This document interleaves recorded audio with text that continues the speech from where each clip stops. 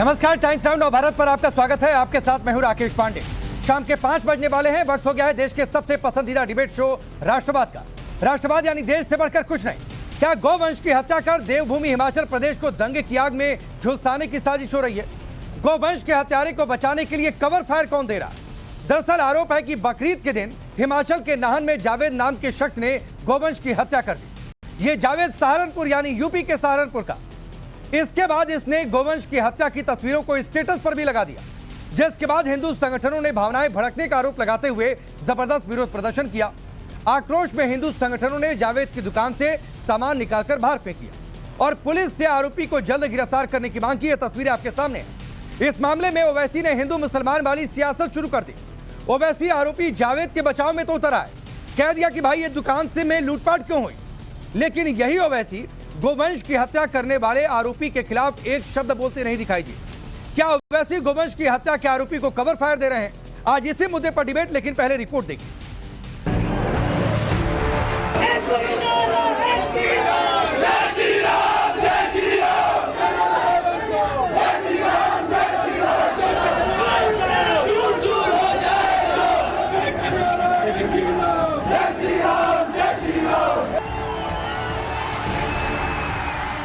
ये गुस्सा, ये आक्रोश, ये नारेबाजी की तस्वीरें देवभूमि हिमाचल प्रदेश के नाहन की। गौवंश की हत्या के विरोध में हिंदू समाज के लोग बहुत गुस्से में हैं, जिसके विरोध में लोग सड़कों पर उतर आए। ये जावेद नाम का शख्स है जिस पर गौवंश की हत्या करने और फिर तस्वीरों को सोशल मीडिया पर स्टेटस लगाने का आरोप है कि बकरीद के दिन नाहन में जावेद ने गौवंश की हत्या की। तस्वीर को स्टेटस पर लगाया।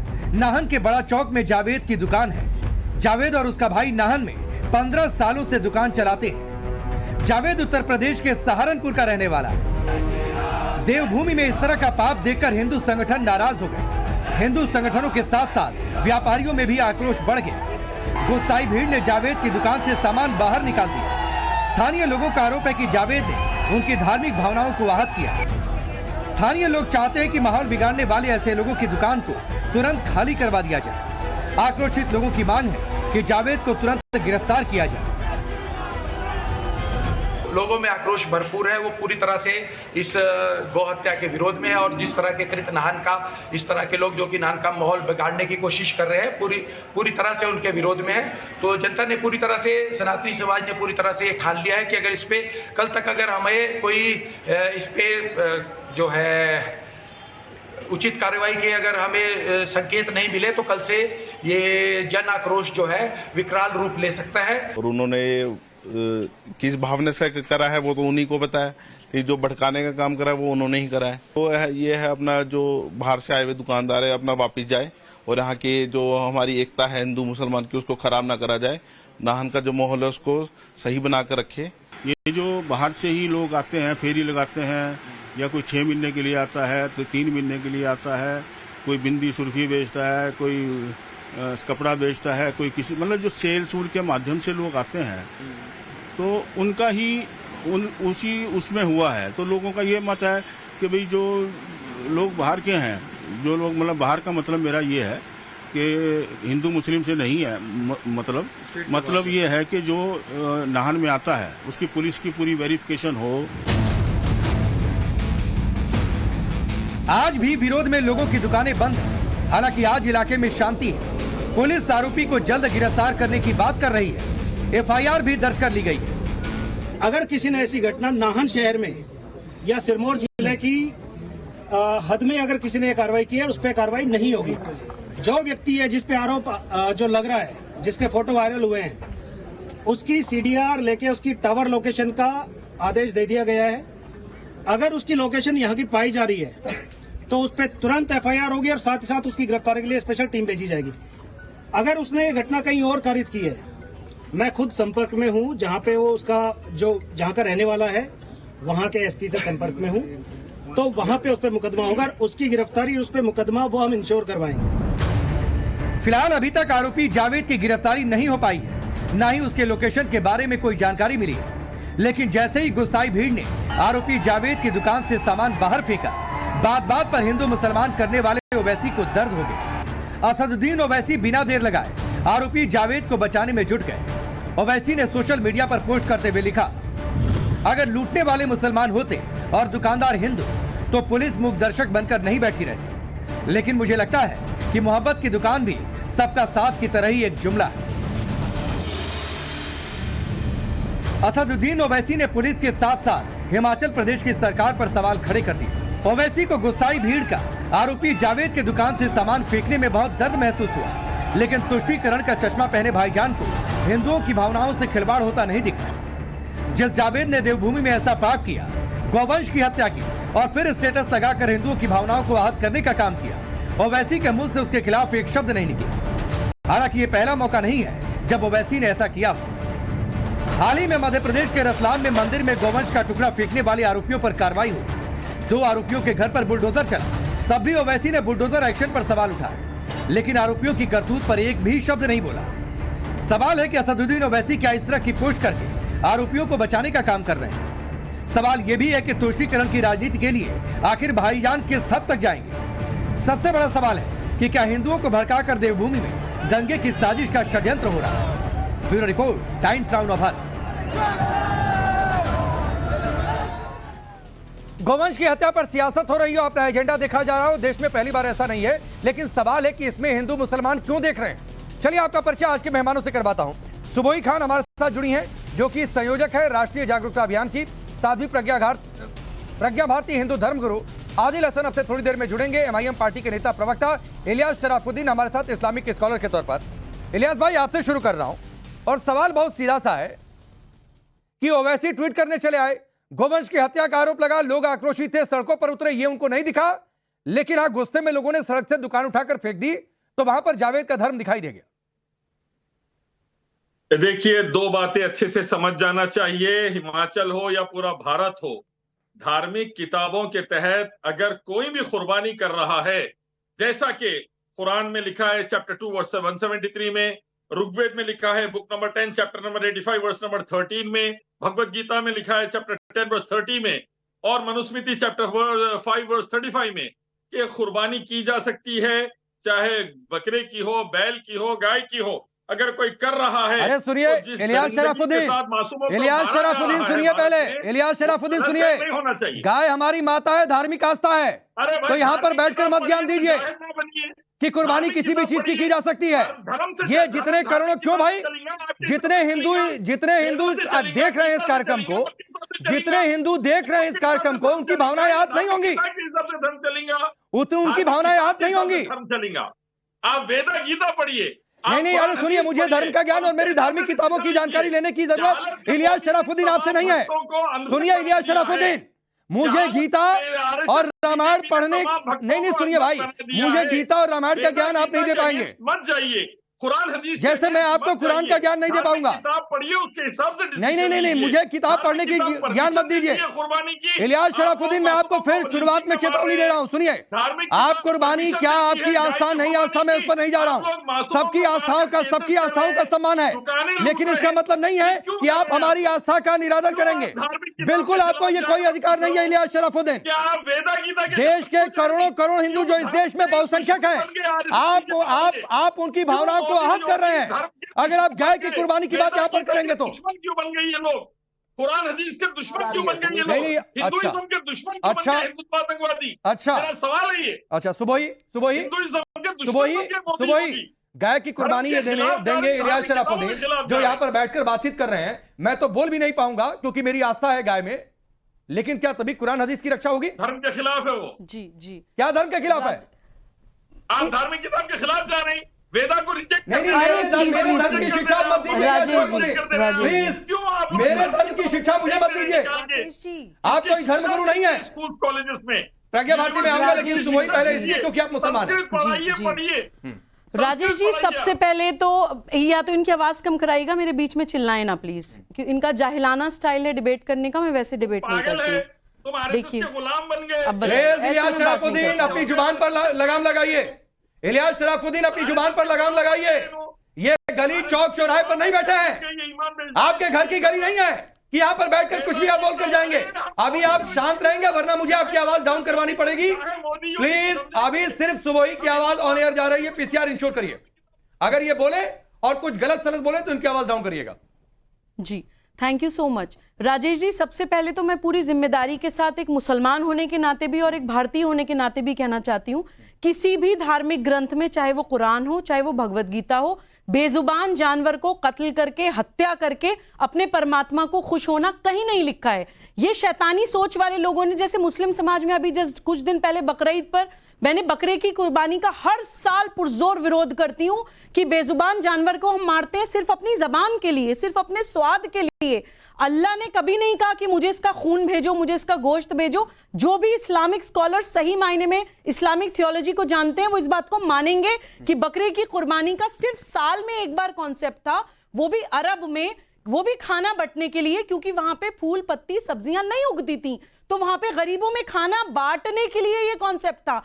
आज हम लोग भारत में रहते हुए जब बकरों को काटते हैं तो बहुत ही शर्मिंदगी होती है मुझे कि कहां गए हमारा वो इंटेलेक्ट, वो रैशनैलिटी जो कि एक नॉर्मल ह्यूमन बीइंग में होनी चाहिए। दूसरी बात, इलियास शराफुद्दीन जैसे लोग जब भारत में नेशनल टीवी पर काउ स्लॉटर को छाती ठोक कर कहते हैं ना राजेश जी, तो इसमें कहीं ना कहीं मैं अपने राजनीतिक दलों का भी फेलियर मानती हूं, क्योंकि हम आज तक काउ स्लॉटर को एक बहुत सीरियस पनिशेबल ऑफेंस बना ही नहीं पाए। हम आज तक एक सेंट्रल कोई कानून नहीं बना पाए जो हमारी गाय को, जिसको हम माता कहते हैं, उसकी तरफ गलत नजर देखने वाले को सख्ती से डील करे। जो बच्चे गौरक्षा करते हैं, मैं पर्सनली उनको जानती हूँ राजेश, गौ तस्कर उनको गोलियां मार देते हैं, गौ तस्कर उनको टॉर्चर करते हैं, उनका साथ देने के लिए कोई खड़ा नहीं हो पाता। और ऐसे जाहिलाना लोग, इलियास शराफुद्दीन जैसे लोग सीना ठोक के, छाती ठोक कर नेशनल टीवी पर गाय को कत्ल करने की बात करते हैं। ये शर्म आनी चाहिए हम लोगों को कि हम क्यों इन लोगों को जवाब देने के लिए ऐसा कानून नहीं बना पाए। ठीक है सुबोई, इलियास शराफुद्दीन, आप जिस तरीके से बातचीत कर रहे हो, जितनी बेशर्मी से आप हंस रहे थे ना, पूरा हिंदुस्तान देख रहा है। और यकीन मानिए इस देश में, सुनिए, और यकीन मानिए इस देश में मुस्लिमों की बहुतायत आबादी आप पर शर्म कर रही होगी कि आप किस तरीके से यहाँ पर बेशर्मी से हंस रहे हैं। यकीन मानिए इलियास शराफुद्दीन, यकीन मानिए, नहीं मुझे मनुस्मृति, रामायण, गीता की शिक्षा आपसे लेने की जरूरत नहीं है। इतने बुरे दिन नहीं आ गए मेरे इलियास शराफुद्दीन, इसलिए आप शांत रहिए। आदिल, मैं आपके पास आ रहा हूं, थोड़ी देर से आप जुड़े, पता नहीं आपने इलियास शराफुद्दीन की बात को आपने सुना या नहीं सुना, लेकिन क्या इसीलिए अब आपको समझ में आया कि क्यों हम सवाल उठा रहे थे? कि ओवैसी को यह दिख गया कि जावेद की दुकान से सामान उठाकर लोगों ने गुस्से में बाहर फेंक दिया, लेकिन गौवंश की हत्या का आरोप लगा, ये नहीं दिखा, उस पर एक शब्द नहीं बोले। और इसीलिए नहीं बोले, ये मैं सवाल आपसे पूछ रहा हूं कि इलियास शराफुद्दीन जैसे लोग बेशर्मी से यहां पर बैठकर कहें कि ठीक है भाई, गाय की भी कुर्बानी देंगे। अरे वेदा की तो पढ़ाना बेशर्मी है। अरे मुझे वेद मत पढ़ाइए इलियास शराफुद्दीन, मुझे वेद मत पढ़ाइए, मैं बार बार आपको कह रहा हूं, मैं आपको कुरान नहीं पढ़ा सकता हूं और आप मुझे वेद नहीं पढ़ा सकते हैं, प्लीज। अरे मैं समझा रहा हूं, चलिए संस्कृत पढ़िए। चलिए आदिल, इसके बाद प्रज्ञा जी आपके पास आऊंगा। सुनिए आदिल को सुनिए, इलियास शराफुद्दीन सुनिए, हो सकता है कुछ आपको सीखने को मिल जाए। राकेश भाई, MIM का क्लियर स्टैंड है, काउ स्लॉटर बैन का हम पुरजोर समर्थन करते हैं और एकदम बैन होना चाहिए, पूरे इंडिया में बैन होना चाहिए। इसका मेरे पार्टी का स्टैंड है, जिसका बैरिस्टर असदुद्दीन ओवैसी साहब हैं राष्ट्रीय अध्यक्ष। उसके अलावा सब लोगों ने एक तरफा, आसिम वकार साहब राष्ट्रीय प्रवक्ता ने, सबने बाजाबते, हमने अलग एलानिया, विधानसभा हो, लोकसभा हो, लोकसभा के बाहर हो, टीवी चैनलों पे हम काउ स्लॉटर बैन का साथ। तो ये जरा नहीं आदिल, एक सेकंड आप ही बोलिएगा जरा, आदिल और इलियास शराफुद्दीन को एक साथ स्क्रीन पर रखिए, एक साथ स्क्रीन पर रखिए और आदिल इनको समझाइए जो ये बोल रहे हैं। सुनिए, ये इस्लाम में दूसरे धर्म की इज्जत करना परम कर्तव्य है। लकुम दीनकुम वलिया दीन, ला इकरा फिद्दीन, धर्म में कोई जबरदस्ती नहीं, दूसरे धर्म की भावना का ख्याल रखना इस्लाम का बेसिक स्ट्रक्चर है। और मैं एक बात बोल देता हूँ राकेश भाई, ये मोदी सरकार में अफसोस होता है कि जितनी बड़ी बड़ी बीफ की कंपनी है उससे करोड़ों अरबों रुपया मोदी जी ने चंदा लिया, और जो जैन कम्युनिटी जो अपने आपको वायलेंस के खिलाफ बोलती है, सबसे बड़े कारोबारी, उसमें जैन कम्युनिटी के खुद मोदी जी ने बोला बीफ के बड़े एक्सपोर्टर बीजेपी के। आदिल भाई सुनिए, अरे इलियास शराफुद्दीन, ये बैकग्राउंड कमेंट्री मत करिए। क्या प्रॉब्लम है? और कुरान आपने अकेले ने नहीं पढ़ा होगा, सुबोई भी पढ़ी होंगी और आदिल भी पढ़े होंगे, और मुझे लगता है शायद आपसे ज्यादा ही जानकारी होगी। अगर पढ़े हो आदिल, ये आपको कुरान पढ़ने की शिक्षा दे रहे हैं। आपकी बातों से कह रहे हैं कि आप गलत बोल रहे हैं। भारत में संविधान को हम मानने वाले हैं। बैरिस्टर असदुद्दीन ओवैसी साहब संविधान को मानने पर, चलने पर सिखाते हैं। हमारे पार्टी का स्टैंड आपको बोल दिया। नहीं ठीक है, लेकिन इलियास शराफुद्दीन के लिए तो बोलिए। आदिल जो यहाँ पर सरेआम क्या कह रहे हैं? इलियास साहब को मैं इलियास साहब की बात का हम समर्थन नहीं करता हूँ। इलियास साहब की बात का मैं समर्थन नहीं करता हूँ और बाजाप्ते काउ स्लॉटर बैन की वकालत करता हूँ। और मोदी सरकार, इलियास शराफुद्दीन की आवाज डाउन रखिए। इलियास शराफुद्दीन की आवाज डाउन रखिए। एक मिनट आदिल भाई। और इलियास शराफुद्दीन, मैं आपको आखिरी बार चेतावनी दे रहा हूं सर, प्लीज इस मंच का इस्तेमाल किसी भी ऐसे शब्दों के जरिए मत करिए कि किसी की धार्मिक भावनाएं आहत हो, चाहे वो किसी भी धर्म का हो। और अभी गाय के खिलाफ आप कुछ नहीं बोलेंगे, और अगर बोलेंगे पीसीआर एकदम इनकी आवाज डाउन रखिए। और अगर आपको गाय के खिलाफ ही बोलना है और आप ठान कर आए कि गाय के खिलाफ बोलेंगे, तो मैं आपकी आवाज को परमानेंटली डाउन रखूंगा। आप रहिए और आपको देश देखेगा कि कितनी बेशर्मी से यहां पर बैठकर आप अपनी नासमझी देश को दिखा रहे हैं। बोलिए आदिल, अपनी बात पूरी करिए। राकेश भाई, मैं ये मोदी सरकार से और भाजपा के गौ रक्षकों से बोलना चाहता हूं कि नॉर्थ ईस्ट पे भी ये कानून लागू होना चाहिए, गोवा में भी कानून लागू होना चाहिए। गोवा के चीफ मिनिस्टर ने बीफ की सपोर्ट पे बोलते हैं, नॉर्थ ईस्ट का मेघालय का भाजपा का प्रदेश अध्यक्ष बीफ के सपोर्ट में बोलता है ये नहीं चलेगा, दोगला नीति नहीं चलेगी। और मोदी सरकार ने सबसे ज्यादा बीफ कंपनी से चंदा लिया, डोनेशन लिया। ये और भारत दुनिया में सबसे बड़ा बीफ एक्सपोर्टर मोदी के राज में बना है, सबसे बड़ा मोदी के राज में। मोदी ने आला-लानिया टीवी पर कहा है कि जैन कम्युनिटी के लोग भी बीफ एक्सपोर्टर कंपनी चला रहे हैं। अब ये बताइए, तो मोदी जी का ये दूसरा रूप जहां तक मैं ठीक हूं, इसको आप खारिज कर दीजिएगा अगर गलत होगा तो। आदिल, एक बार ओवैसी ने यह तक कह दिया था गाय को पालने वाले आतंकी हैं, दहशतगर्द हैं। क्यों कहा था फिर? क्या गाय को पालने वाले आतंकी हैं, दहशतगर्द हैं? ऐसा कभी नहीं ओवैसी साहब ने ना कहा। वीडियो चलाइए। और मैं आपको रेफरेंस दे देता हूं। गौ रक्षा के नाम पर मोदी सरकार ने आतंकी पाले हैं। इस बयान की कंटिन्यूटी में उन्होंने कहा था, ये मोदी जी ने खुद कहा है, बाजाप्ते मोदी जी ने कहा है कि गौ रक्षक क्रिमिनल है, उन पर एनएसए लगना चाहिए। मध्य प्रदेश में एनएसए लगना चाहिए था, लेकिन उन्होंने नहीं लगाया। भाजपा प्रदेश अध्यक्ष पर लगना चाहिए, मेघालय के, ठीक, गोवा के सीएम पे लगना चाहिए। इन्होंने बीफ को प्रमोट नहीं सर, आप आदिल ये नहीं बता पाए कि गौवंश की हत्या का जो आरोप जावेद पर लगा उस पर ओवैसी ने ट्वीट क्यों नहीं किया? भाई नहीं, सुनिए आप सुनिए, हम साहब जो लॉ ऑफ द लैंड का अधिकार। अरे मैं पूछ रहा हूँ आदिल, उस पर ओवैसी ने ट्वीट क्यों नहीं किया? उस पर एक शब्द क्यों नहीं लिखा? उसकी बोलना है राकेश भाई। मैं कांग्रेस सरकार से पूछना चाहता हूँ, अरे नहीं की दुकान हिमाचल में क्या हो रहा है? मैं आदिल आप कांग्रेस बीजेपी करते रहिए, मैं कांग्रेस बीजेपी नहीं कर रहा हूँ, इसीलिए कांग्रेस बीजेपी बुलाया नहीं। मैं ये पूछ रहा हूँ, अरे आप जवाब दीजिए ना आदिल। जावेद की दुकान से सामान कुछ लोगों ने गुस्से में फेंक दिया, ये दिख गया, वहां पर मुसलमान करने लगे वैसी, लेकिन उसी जावेद पर गौवंश की हत्या का आरोप लगा, उस पर क्यों नहीं कुछ बोला?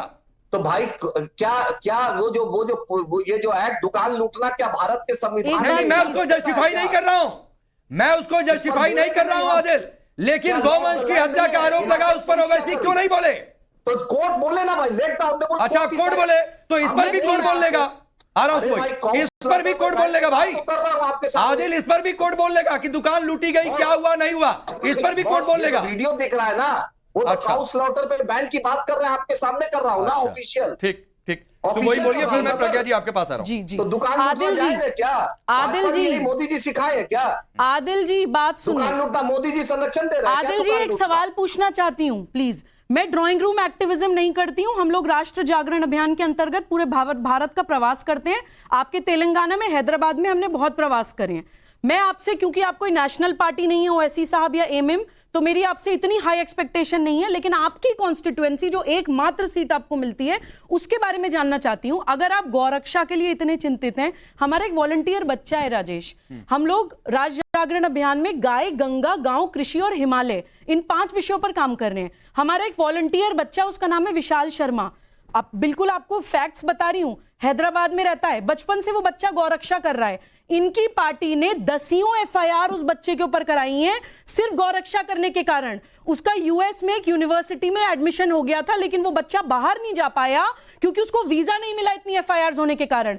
इस तरह से गौरक्षा करने वाले बच्चों के करियर और फ्यूचर बर्बाद करते हैं ये लोग, जो सफेद कमीज पहनकर नेशनल टीवी पर बैठकर गौरक्षा की बात करते हैं। इसीलिए मैं कहती हूं कि हम लोगों को कोई कानून बनाना पड़ेगा ताकि वो लोग जो गाय को मां मानते हैं, वो लोग जो गौरक्षा दिल से करना चाहते हैं, उनके पास कुछ ऐसा कानून हो जिसके अंतर्गत वो उस गौरक्षा को कर पाए, वरना उनके ऊपर ही आतंकी का ठप्पा लग जाता है, क्रिमिनल का ठप्पा लग जाता है।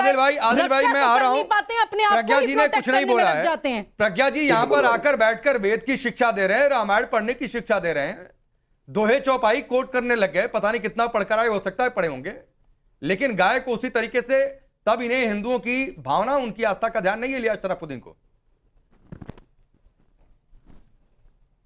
देखिए राकेश जी, सबसे पहली बात तो ये है, चाहे वो इलियास हो या फिर यहाँ पर एआईएम के प्रवक्ता बैठे हो, उनको ये समझना चाहिए गाय हमारी माँ है। संपूर्ण भारतवासियों की आस्था जुड़ी है गाय के साथ। और कॉ स्लॉटर आप करेंगे, एक लड़का करता है कॉ स्लॉटर, उसके बाद मुस्कुराते हुए अपना स्टेटस लगाता है, जघन्य अपराध है। अब सामाजिक समरसता कहां गई?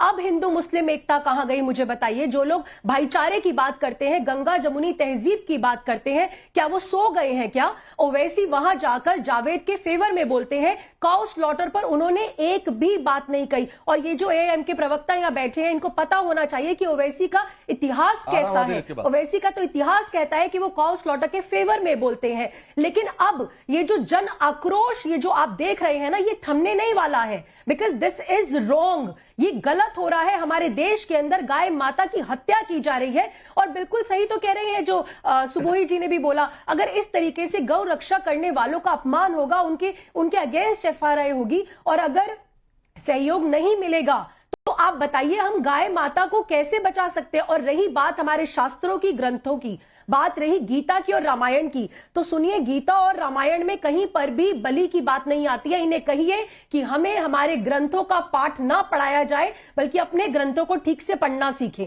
आप अपने को पढ़ना सीखें, तब आपको पता चलेगा कि कोई भी ग्रंथ, कोई भी शास्त्र, किसी भी अगर धर्म संप्रदाय से रिलेटेड है, वो हत्या की बात नहीं करता है। आपको समझ आनी चाहिए। आप ये जो धार्मिक उन्माद फैला रहे हैं ना, इसको बंद करना होगा।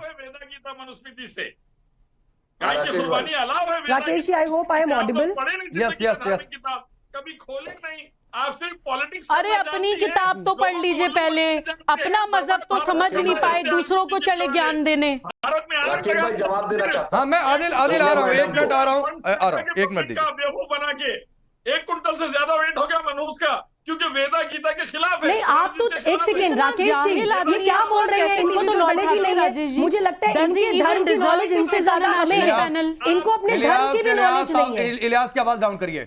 इलियास, अगर आपको बेशर्मी से कुछ भी बोलेंगे और हमारी भावनाओं के खिलाफ बोलना है तो भाई आप जा सकते हैं। ऐसे नहीं चलेगा। अब इलियास, अगर इतनी बेशर्मी दिखानी है तो मैं आपको चेतावनी दे रहा हूं, और अगर आपका मन सुधर जाए तो इशारा करिएगा, फिर मैं आपके पास आऊंगा। नहीं तो तब तक इनकी आवाज डाउन रखिए और इनको रखिए स्क्रीन पर, ताकि देश देखे और मुसलमान भी देखे कि उनके बीच का एक आदमी आकर किस तरीके से हिंदुओं की भावनाओं से खिलवाड़ कर रहा है। रखिए इनको स्क्रीन पर, लेकिन इनकी आवाज डाउन रखिए, रखिए आवाज डाउन इनकी, और जितने ये ड्रामे कर रहे हैं वो करते रहें। बोलिए आदिल। राकेश भाई, मैंने शुरू ही में कहा, बैरिस्टर असदुद्दीन ओवैसी साहब, एमआईएम का क्लियर स्टैंड है, काउ स्लॉटर बैन होना चाहिए। कानून सरकार को बनाना है, और सरकार ने कानून बनाया है, इसको इम्प्लीमेंटेशन करना है। जाकर पूछिए बंगाल से, मैं पूछ रहा हूं, काउ स्लॉटर वाले एलिगेशन पर, गौवंश की हत्या वाले आरोप पर भी तो एक निंदा का शब्द लिख देते हो वैसे। सुनिए सर, उस पर क्यों नहीं लिखे? राकेश भाई, जावेद की दुकान का जो सामान बाहर चला गया तो इतनी दिक्कत हो गई, क्या करे हो वैसे, और वहां पर हजारों हिंदुओं की भावनाओं से खिलवाड़ हो गया, उससे कोई मतलब नहीं है। राकेश भाई, बाजाप्ते पार्लियामेंट के बाहर बैरिस्टर असदुद्दीन ओवैसी साहब ने अलल एलानिया कहा है। मैं आदिल भाई, ओवैसी कहते होंगे, मैं उससे इनकार नहीं कर रहा हूँ। मैं पूछ रहा हूँ गौवंश हत्या वाले आरोप पर एक लाइन क्यों नहीं? मैं ये पूछ रहा हूँ, मुझे इस सवाल का जवाब चाहिए।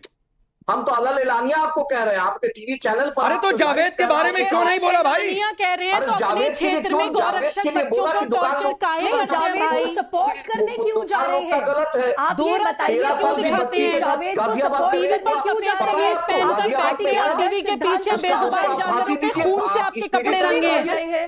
मुझे लगता है आसिफा के साथ गैंगरेप हुआ, स्पीडी ट्रायल कराइए।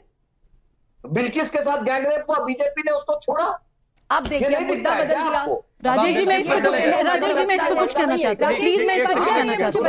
अब आप बिल्किस पर चले गए। मैडम को कल नहीं आदिल, अब आप बिल्किस पर चले गए। अब आप इस बात पर जवाब नहीं देंगे कि ओवैसी को उस बच्ची के साथ। भाई ये छोड़ दीजिए आदिल, 13 साल की बच्ची जब के साथ भावनाओं की रेप बात हुआ हो, आस्था की बात हो, तो इस तरीके की पॉलिटिक्स छोड़ आप दिया एक्शन लीजिए करिए, ना। वरना आपके लोग नकार देंगे। इस बार के चुनाव के नतीजों में देखिए आपने कितना वोट मिल गया तेलंगाना को छोड़कर बाकी जगहों पर। राकेश जी तेलंगाना चलिए, गाजियाबाद चले। मैडम दोनों जो बैठी है टीवी पर, बोलिए सुबोध जी। गाजियाबाद आ रहा हूं, इस बात आ गया जी आपके पास। राजेश जी सबसे पहले तो इन लोगों को ये समझना होगा कि गाय जो मुद्दा है वो भारतवासियों की आस्था से जुड़ा मुद्दा है। हम लोग गाय को जानवर नहीं मानते हैं। हमारे लिए गाय किसी राजनीतिक दल से नहीं जुड़ी है, कोई भी political party for that matter. अगर वो गौ रक्षा के लिए काम नहीं करती है तो भारत का कोई भी व्यक्ति उसका साथ नहीं देना चाहिए। डंके की चोट पर बोल रही हूं। लेकिन ये लोग जो बीजेपी कांग्रेस एमएम कर कर मुद्दे को भटकाते हैं, मैं इनसे पूछना चाहती हूं कि ये लोग जब नेशनल टीवी पे कंडेम करते हैं तो अपने क्षेत्र में गौरक्षक बच्चों को टॉर्चर क्यों करते हैं? गाय के मीट को खाने को आप लोग समर्थन क्यों देते हैं? जो गौ हत्या करते हैं वो लोग उनके मॉब लिंचिंग करके उनका समर्थन क्यों करते हैं? आदिल जवाब दीजिए। मैं एक और कोट कर दे रहा हूं। मध्य प्रदेश के मंडला की घटना, फ्रिज में गोवंश के टुकड़े मिले थे, 11 घरों पर बुलडोजर चला था, तो अब वैसी कह रहे हैं मुसलमानों को टारगेट कर लिया। लेकिन भाई उस घर में गोवंश के टुकड़े फ्रिज में कैसे पहुंच गए, इस पर वैसी तब भी कुछ नहीं बोले थे। ये एकमात्र घटना नहीं है। राकेश भाई आपको जानकारी होना चाहिए, अखलाक को भी मारा गया था। और भाई अखलाक पर मत जाइए, इस देश में कई हिंदुओं को भी मारा गया है। मैं हिंदू मुसलमान नहीं कर रहा हूं, ना मैं किसी अखलाक और बिल की चर्चा कर रहा हूं। सुन लीजिए राकेश भाई, सुन लीजिए, बोलने दिया जाए बड़े भाई। आप प्रज्ञा जी 1 मिनट इनको दीजिए, फिर आ रहा हूं आपके पास। बोलने दिया। सुनिए राकेश भाई, अखलाक को मारा गया था बीफ के नाम पर, और जब एफएसएल में गया तो बीफ नहीं निकला। ये आप जानकारी पता कर लीजिए। भाजपा सरकार के फाइनेंस मिनिस्टर ने मॉब लिंचिंग में बीफ के नाम पर झूठा मॉब लिंचिंग को माला पहनाया था क्यों उसको? भाई आदिल देश में कानून है ना, की भी मॉब लिंचिंग हुई है। अरे कानून है ना आदिल, हिंदुओं की भी मॉब लिंचिंग हुई है। सबकी हुई है, सबकी गलत हुई है। मॉब लिंचिंग लॉ नहीं है। मत रोना, आइए प्लीज से पूछिए। और जहां जिस भी धर्म के लोगों के खिलाफ गलत होगा उसके लिए आवाज उठाएंगे। आप भी उठाइएगा, आपके साथ मैं भी खड़ा रहूंगा। लेकिन आप जस्टिफाई कर रहे हैं आदिल मध्य प्रदेश के मंडला की घटना को, इस घटना को। सुनिए, सुबोही से पूछिए, सुबोही से पूछिए। अरे मैं आपसे पूछ रहा हूं, आप कह रहे हैं सुबोही से पूछिए। सुबोही ने मेरा नाम लिया इसलिए मैं बोल रहा हूं। सुबोही से पूछिए कि तेलंगाना में कोर्ट है, हाई कोर्ट है, सुप्रीम कोर्ट है, वहां का पुलिस कमिश्नर है, वहां के थाना है। तो जिस नौजवान की उन्होंने बात किया उस पर पुलिस ने एक्शन लिया है, कोई एमआईएम ने एक्शन नहीं लिया है। हम और एफआईआर कराएंगे अगर गुंडागर्दी कीजिएगा तो। चैलेंज करके बोल रहा हूं। आदिल जी कितना घुमाते हैं आप लोग, कितना घुमाते हैं आप लोग। आपके ओवैसी साहब जब कहते हैं इंशाल्लाह एक दिन मुसलमान बच्ची भारत की प्रधानमंत्री बनेगी, लेकिन अपने तेलंगाना में मिसियार निकाल नहीं रोकते हैं। 12-12 साल की बच्चियों को अरब के बूढ़े शेखों को बेच देते हैं। ये दोगलापन करते हैं आप लोग, ये दोहरा चरित्र दिखाते हैं, फिर कोर्ट कचहरी और पुलिस थाने पर डाल दिया करते हैं। वक्त कम है। प्रज्ञा राकेश जी देखिए, ये इनका हिपोक्रेसी का नेचर है। These are the double standards that they are playing, specially sitting on the national television. ये आदिल एएम के प्रवक्ता है जो यहां बैठकर बोल रहे हैं कि ओवैसी कॉ स्लॉटर के अगेंस्ट है। अगर इनकी पार्टी कॉ स्लॉटर के अगेंस्ट है तो ओवैसी जावेद के फेवर में तो निकल गए, गाय माता के फेवर में एक बात उनसे बोली नहीं गई। हिंदू मुस्लिम पर ये लोग प्रहार करते हैं, हिंदू मुस्लिम एकता पर। हिंदू मुस्लिम एक है, लेकिन इन जैसे राजनीतिक लोग हिंदू मुस्लिम को भारत में कभी एक नहीं होने देंगे। और अभी जो आपने मंडला की घटना की बात की है ना, मंडला की घटना में मुसलमान ही क्यों इन्वॉल्व थे, मेरा ये प्रश्न है। क्यों ये लोग हिंदू मुस्लिम करते हैं, देश का क्यों बंटवारा करना चाहते हैं? क्या एक बार वक्त इतना ही है, लेकिन आदिल भाई एक बात है, गंगा जमुनी तहजीब बोलते हैं तो गंगा जमुनी तहजीब व्यवहार में दिखनी भी चाहिए। अगर जावेद की दुकान से सामान फिकता देकर असदुद्दीन ओवैसी को दुख हो गया, आपके सामने तो गोवंश की हत्या का आरोप लगा, उस पर भी दुख दिखना चाहिए था।